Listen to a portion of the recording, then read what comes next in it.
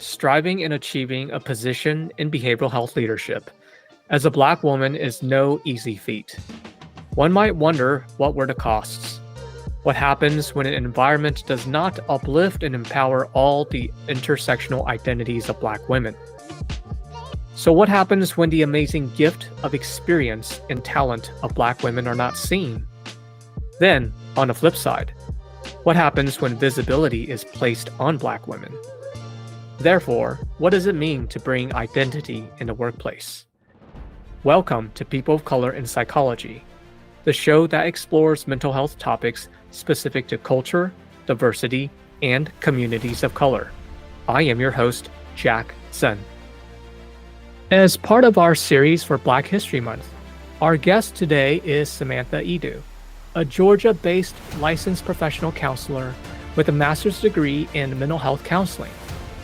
She has been practicing in the field of mental health for the last 15 years in multiple arenas, but her specialty areas include cognitive behavioral therapy, grief counseling, mother and daughter relational counseling, clinical supervision, and the health and wellness of Black women, all within a culturally responsive and inclusive care model. Out of her love for writing and relationship with her father that passed away during her childhood, she birthed Alexis Lynn Publishing, in which she has created a line of wellness journals and various products that celebrate wellness and uplift the familial bond of Black families. As part of our episode today, as a Black licensed professional counselor, Samantha will be discussing inclusive leadership, bringing identity in the workplace, and keeping track of your accomplishments as part of your ongoing self-reflection journey, and to recognize the importance of the gifts you bring to organizations in which you work with. Samantha, thank you so much for being on our show today. Thank you for the invitation. Well, I mean, you've done quite a bit, and your story, resilience is amazing. And so, why don't we start off with you telling us a little bit about how you got into this work? Share with me any memorable events. I didn't start out with a really clear path or reason why I wanted to go into the field of mental health. I think growing up in a really small town, we did not talk about mental health. I don't know that I even knew what a psychiatrist might have been when I was in high school. I just knew when they started asking about, well, what did you want to major in? I said psychology because I knew that that degree allowed me to get to know more about the brain and how people thought and why they thought about things the way that they did. And I wanted to know more about that. And so at the time, I didn't know that that would lead me to where I am today. But I knew, I would pick up bits and pieces along the way, which is kind of how I live. But there were some key milestones that confirmed for me along the way that I was always where I'm supposed to be, and that usually that is how it works to this day. Some of those milestones, as mentioned earlier, my father passed when I was 15, and although I wasn't thinking about being a therapist, but the more I started to learn about mental health and how that really does impact a young mind, as mine was, and also what that meant for generations that would not have him the way that I did for those 15 years, and the impact on our family. The older I got, the more I learned about the impact of a loss like that one. And that one, sent me into a direction of wanting to know more about grief counseling, and that led to the grief certification. And more life moments started to unfold. And I think I started writing about like lollipop moments, and I've shared this in some of my clinical supervision groups, is that lollipop moments happen all around us, where it's just like these little moments that pop up, and if we're not paying attention, they will sort of go right past us. But I had a moment where I had my first child when I was young, and I was receiving government assistance. And in one of the programs, we were a group of us were in there together, and it was young Black women in this program together. And I was still in school this whole time. I was getting my bachelor's degree online, and to see how people treated us in this program, just had this idea of who we were without even asking anything about our identities and where we come from, what we thought, how we were feeling. None of those things came to any parts of the conversation. So we had to do these classes in order to get a check every week. And so I did the classes because I needed the check. And one time I had to write a paper as a part of the class, and I just turned it in, and one of the ladies came to me and was like, "What are you doing here? When did you stop seeing yourself? Like, when did," and I was like, "Whoa, what is happening?" And it was just, why it's still powerful to this day to think about what it felt like to be seen that day. Like, I don't even think in that moment that I started to realize how invisible I had become to myself. Wow. And so that created this huge lollipop moment for me. It was monumental, where I knew that I needed to be able to create space for myself where I could see people and just remind them, when you start being invisible to yourself, that wait a minute, when did you stop seeing yourself? There was a time where you saw you in the mirror, and there was a you wanted to be, and you stopped seeing that. What happened?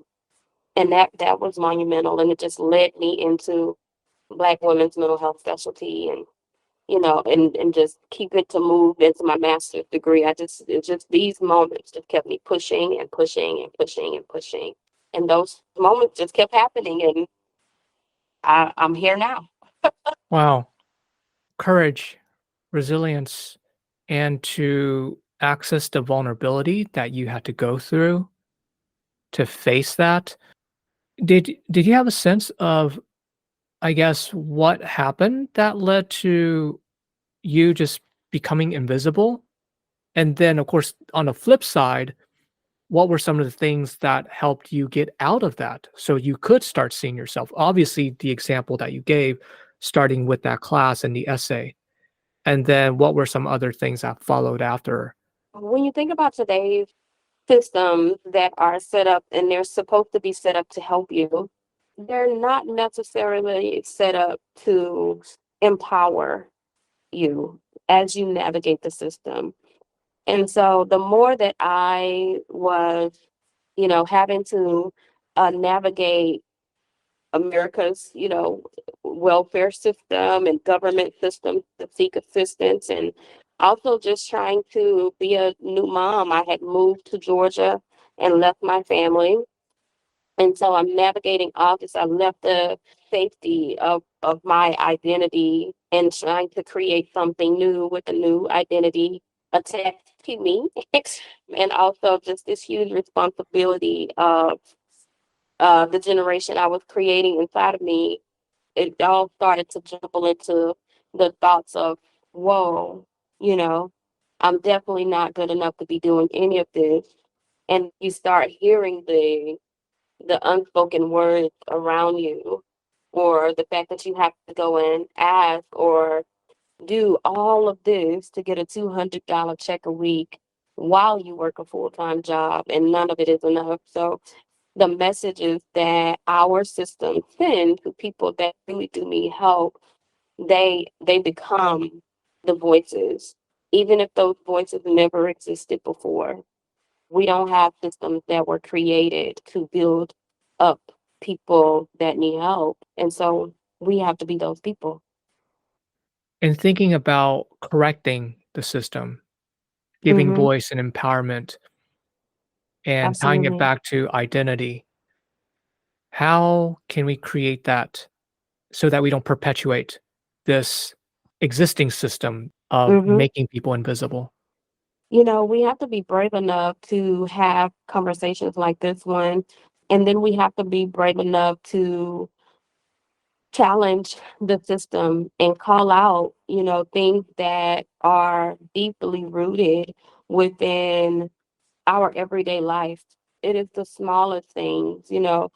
One of the things that we have been doing with at work is in our trainings is introducing the idea of CAF and how deeply rooted those systems just flows underneath everything that we do every single day. And if you consider that we all have a part to play and we actually all do contribute to these systems in some way, whether we are intentionally doing it or not, that means we can all collectively change that system. But we have to keep having these conversations. We have to keep being active. We can't just have a conversation, right? Saying, oh, I'm okay with being uncomfortable. That's not enough. You can't just be uncomfortable. You actually have to be uncomfortable and do something, which means you have to have some compassionate action. And then, as the person feeling that way, I needed to tell people I'm feeling this way. You know, I had a whole family. I had a whole support system, a beautiful support system. I just wasn't telling them that I was feeling invisible, or they just didn't know.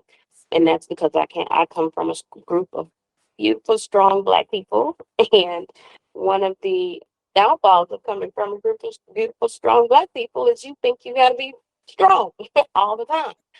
And, you know, resilience is amazing, but resilience is also a weapon you use against yourself to shield you. And that also increases your invisibility.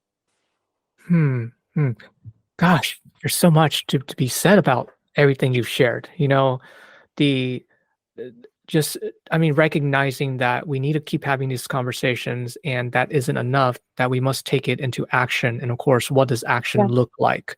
There's also the part of we ourselves needing to take the risk. Now, this is something that has been discussed quite often, which is as people of color, especially Black women, Mhm. if Black women are to speak up, right, and challenge Mhm. the status quo, there are consequences. And Absolutely. so it's I can't help and myself feel this tension that Mhm. folks have to continuously navigate, and that just puts a lot of extra stress and burden. Yes. Yes. Absolutely. Because the tension never seems to go away, and the burden on you to speak up and always be constantly trying to decide, do I choose my health and well-being right now, or do I speak up and go through whatever, take the chance? It's now this time. What do I do in this moment? It's a constant battle of choice. And some things that are really helpful is having groups of people, community around you that is supportive, so that when you don't have the energy to speak up, to be the person, that you can share that load with someone else, or they do the thing while you rest and restore yourself. But you have to be able to be vulnerable enough to build that community and recognize you cannot, not one of us can move the needle alone. We cannot. Not for ourselves, not for each other, not for generations. No, we just cannot. Yeah, you're absolutely right on that. And Mm. in line with your message, given the amazing work you've done, the supervision, the leadership group, we're here to talk about bringing identity in the workplace. Mhm. Tell me how you have navigated that ongoing tension while also being able to bring your identity in the workplace. One thing that does come to mind is like in having these conversations, you have a group of people on one side who will say, she said all that about being navigating the welfare system, or all the childhood stuff, and what does that have to do with being a clinical leader? What does that have to do with being a therapist? None of that. You don't even have to talk about that stuff in therapy. No, I don't have to talk about that stuff as a therapist. But all of those experiences, all of who I am, absolutely affects who I am and what I bring to the therapeutic space. It affects who I am as a leader. It affects my team, the leader I want to become, how I can mentor them into becoming inclusive leaders. So if I don't know who I am and I'm not in touch with my identities, my experiences, if I'm not aware of how I can use strategic vulnerability to create opportunities for collective impact, then I won't be able to do this work. I won't be those days of rigidity that we learn through our psychology programs. That does not allow us to do the depth of work needed to reach the masses. It doesn't. It doesn't. It keeps us stuck. So I think that we have to learn how to bring our identities into the work and all of the intersections of identities that exist. Because what we are seeing that there's so many intersections, and until we become open enough, people with the most intersections of identities will continue to have the most to navigate. Because you've gone through it and you're currently in leadership positions, do you have any tips for folks that are trying to navigate, trying to be a leader, also trying to connect with that identity, the historical identity, the intersectional identities? Do you have any tips for them? I would say start, there's an identity wheel on every corner of the internet. So you can always, use the identity wheel. If you want to Google one, I'm always happy to share one too. But that is a really easy source to like just sort of start putting your identities in a circle, and it gives you definitions of what those identities, how you define the different categories of identities. That is a really great exercise to do. And that's for people who do groups and want to introduce identity work into their work. I would start with an identity wheel with each exercise. And that helps you to explore keeping a list. So one of the things I learned along the way is keeping a brag sheet. So just keeping a list of your accomplishments, the things that you have done from small to largest, because sometimes our external world does get so loud, and it does create that invisibility that we were talking about earlier. And you need to be able to flip through something that kind of, put a little oomph back in your in yourself, So nothing does that like being able to flip back through, like, wait a minute, it's a little reminder. You can Yeah. hit that. Yeah, You you can hit did that. that. Yeah, you did that. And I And think that's a so powerful message because you're saying these are the gifts you bring to the organizations. And I think that gets lost oftentimes. Can you elaborate more on that? absolutely. For so like we have to remember when we come into these organizations, any organization, just like any relationship you go into with someone else, you are choosing to bring what you bring into it. And it's all of the gifts, all of the skills, all of your experiences, they belong to you. They're yours. And you are sharing them, gifting them to the organization. So that is the value you bring to the organization. So there is shared value. That organization is sharing some value with you. You're sharing some value with them because your values align. When those values no longer align, you then get to make choices. Wow, And what a beautiful way to put this. And there's empowerment in framing yeah, it the way you just did. absolutely, absolutely. Because we can forget, that we're bringing our gifts to the table, and loyalty can keep us trapped in situations where we feel like, I've given everything and everything I have belongs to this space. But there is a bigger table with seats already prepared with your name on them. And if you do not pack your bags with your gifts, skills, and all of that love and empathy that you can take, you'll be trapped at a table where they didn't even make a seat for you. You're standing at the door looking and peeping into a window when there's another place with a table with your name on the chair. Oh, yeah, the missed opportunity. Gotta take Yeah. that. So, in your career as a person of color, what were some challenges that you faced and overcame that you would be willing to share? Sometimes it's hard to know because I've been a person of color all my life, so it's hard to pick out which challenges are challenges because I'm a person and which challenges are challenges because I'm a person of color. But because I don't get to separate them ever at all, my biggest challenge that I've had to navigate is prioritizing my own self care, my health, and my wellness because I have found that this need to overproduce and sprinkle that with extra helping of perfection and at all times and at all costs, even if it meant my own well being.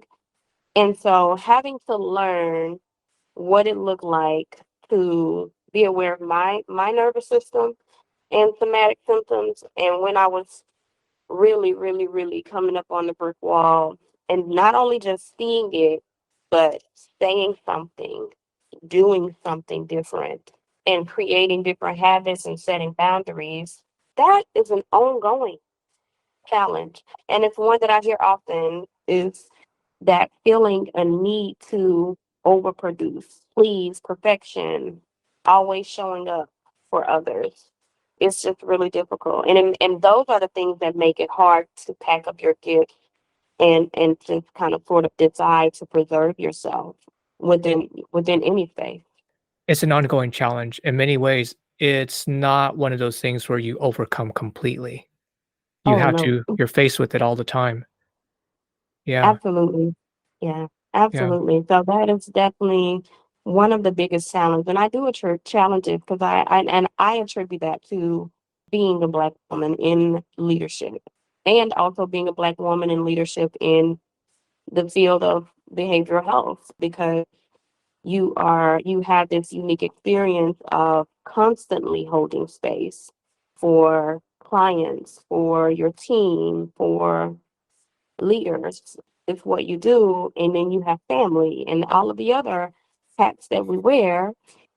So it's, I would say another challenge is being able to accept some of the growth areas of people around you in like while they are still on their journey and being open to that rather than like having a open shut no. I think as a DEIB practitioner, that has been a growth area. It's just sort of accepting that people are on different journeys at all times on their own inclusivity journey and what that looks like for them, how what their understanding of allyship is. And I have to decide how I'm going to navigate around that. There's a lot of fluidity in thinking about people's flow and journey as they're navigating the space. My Right. journey looks this way, and then you have to decide as a Yeah, BIPOC I provider, where yeah. do I fit? How do I want to interact with that space? This idea of gift and identity. We are celebrating Black History Month. Mhm. What does that mean for you? So much. I think that it gives me this opportunity to like give homage to black all of the black people that have come before me, the black people that have done such amazing work in mental health before me, the ones that have pioneered and busted through doors. I mean, just so I can be on a podcast and talk about this out loud, that we really one it just means we get to give homage to where we've come, how far we've come, and then it gives me so much hope to be able to look forward. I think that when we can look forward to generations, I literally see like this lines and lines and lines of beautiful like black people in their brilliance and shining And it's all because of the work that we get to do right now and today. And that's why it's so important that that we do stay diligent and rest and have Black joy and create memories and love on each other and, teach them what they should ask for and like be brave ourselves because, we can teach bravery and show bravery.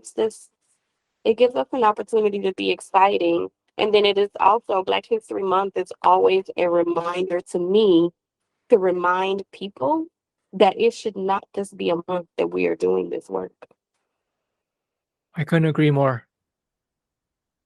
It shouldn't be a month thing. No, I stopped being Black March 1st. Yeah, exactly. Yes.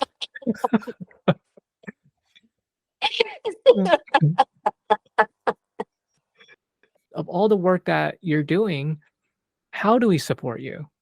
What would you like our listeners Mhm. to know? For the listeners, what I would like them to know is that each listener, regardless of your identity, intersections of identities, you you are included. You are included in this collective impact. You are included in this community of people that has an opportunity to do something different, to say something different, to be bold, be brave, to save yourself. You don't always have to save somebody else. You get the rest because you're not doing the work alone. So don't ever feel like your invisibility has created this isolated place where you are having to do the work alone, so much so that you run into the brick wall.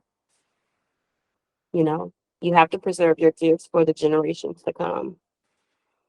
There's so much care in that message, so much compassion Mm. and care. Yeah, yeah. Samantha, any final thoughts? I'm excited to have been able to just share in this conversation. And so my hope is that I am continuing to be able to be brave and have more of these conversations, be vulnerable. So those are my last things is that I really do appreciate this platform. Wow. Samantha, thank you so much for your courage. Thank you so much for your leadership. Everything that you do. I really appreciate it. Absolutely. Thank you. Thank you. Thank you for what you're doing. If you like what you've heard, please share and subscribe to our podcast, People of Color in Psychology. Other ways to support us include registering for continuing education courses or making a one-time donation on the Multicultural Counseling Institute's website. We value your input and appreciate your continued support. You can send us an email, a message on LinkedIn, or send a voice message on our website. Until next time, I am your host, Jack Sun.